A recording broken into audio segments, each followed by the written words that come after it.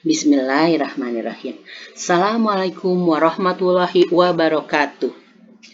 Halo, salam sejahtera untuk Sobat Lia Dahrul Lialing dan anak-anak hebat dimanapun kalian berada. Kita berjumpa lagi dengan saya, Lia Dahrul Lia, bertinggal di Jakarta. Sebelum kalian melanjutkan menyaksikan video ini, silahkan subscribe, like, dan komen. Hari ini kita akan belajar tentang cerita inspiratif yang berjudul Balasan dari Sebuah Kebaikan. Tujuan layanan peserta didik memiliki sikap ikhlas hati dalam kebaikan pada kondisi apapun. Balasan dari sebuah kebaikan. Ini kisah yang terjadi pada tahun 1892 di Stanford University, Amerika Serikat. Ada seorang mahasiswa usia 18 tahun yang berjuang untuk membayar biaya kuliahnya. Dia seorang yatim piatu dan tidak tahu kemana harus mendapatkan uang. Akhirnya, dia dapat ide yang cemerlang. Bersama seorang temannya, ia memutuskan untuk menggelar konser musik di kampus guna mengumpulkan uang untuk biaya pendidikan mereka. Konser itu mereka adakan dengan mendatangkan pianis besar, Ignacy J. Fedrewski. Manajer sang pianis meminta biaya sebesar $2.000 Amerika untuk konser piano. Sebuah kesepakatan pun terjadi. Dua anak muda itu pun mulai bekerja untuk membuat konser sukses. Hari besar tiba. Fedrewski akan melaksanakan konser piano di Stanford University.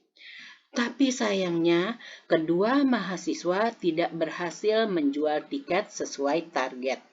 Total tiket yang terjual hanya $1.600 Amerika. Keduanya kecewa. Mereka lalu pergi ke Fedrewski dan menjelaskan keadaannya. Mereka memberikan seluruh uang sebesar $1.600 Amerika ditambah cek sebesar $400 Amerika. Kedua mahasiswa tersebut berjanji untuk melunasi cek secepatnya. Tidak, kata Fedrewski, aku tidak dapat menerima. Dia menyobek cek itu. Kemudian mengembalikan uang sebesar $1.600 Amerika sambil berkata kepada kedua mahasiswa, ini uang $1.600 Amerika kalian ambil, gunakanlah untuk biaya kuliah kalian. Aku akan mainkan konser piano tanpa perlu kalian bayar. Kedua mahasiswa terkejut dan mengucapkan terima kasih yang sebesar-besarnya. Bagi Fedrewski, yang dilakukannya adalah tindak kebaikan yang kecil. Tapi jelas itu menunjukkan bahwa Fedrewski seorang manusia yang besar. Mengapa ia harus membantu kedua mahasiswa tersebut yang bahkan dia tidak kenal sama sekali? Kita semua juga sering menemukan situasi seperti ini dalam hidup kita. Dan kebanyakan dari kita hanya berpikir, jika saya membantu mereka, apa yang terjadi padaku? Kalau seseorang itu benar baik dan bijak, dia akan berpikir, jika saya tidak membantu mereka, apa yang akan terjadi dengan mereka? Orang yang bijak dan baik tidak akan melakukannya dengan mengharapkan balasan. Mereka melakukannya karena mereka merasa itu adalah hal yang benar dan harus dilakukan. Sebagaimana diketahui, Paderewski kemudian menjadi Perdana Menteri Polandia.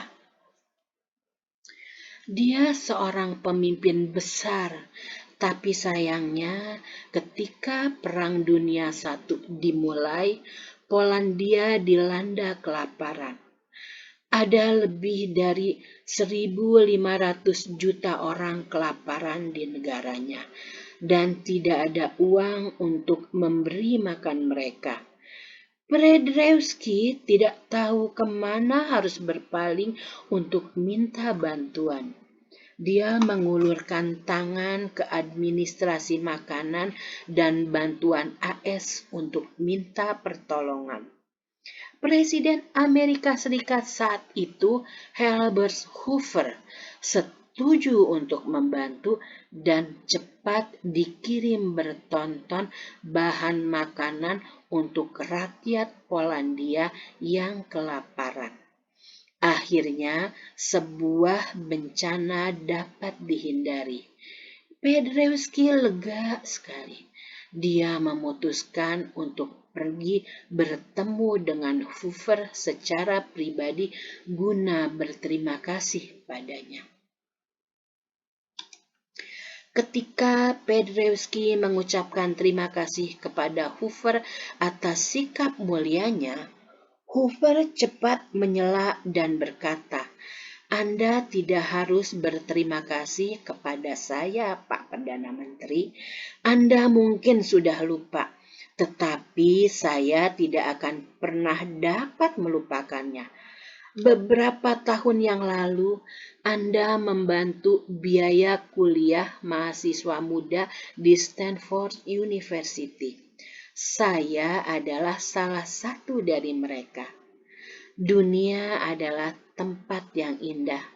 Apa yang terjadi di sekitar kita biasanya datang dari apa yang telah kita lakukan.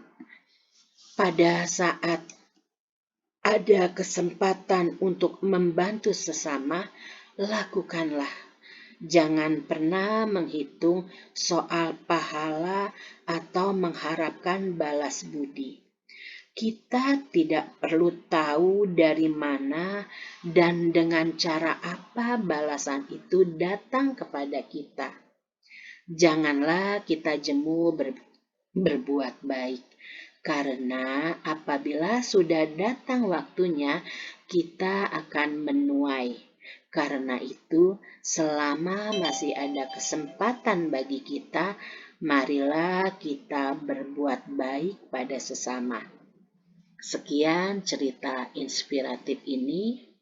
Semoga cerita ini bermanfaat untuk kita.